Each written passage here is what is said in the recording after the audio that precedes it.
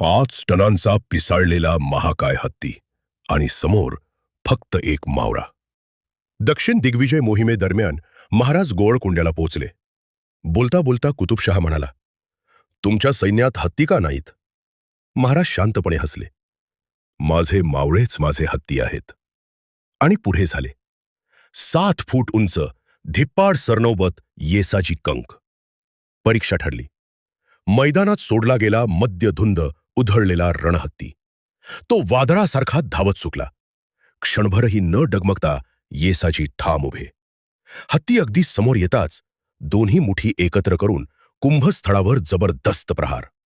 महाकाय देह डगमगला आणि पुढच्याच क्षणी तलवार विजेसारखी चमकली. एक घणाघाती वार. हत्ती कोसळला. दरबारात शांतता पसरली. सुलतान थक्क झाला.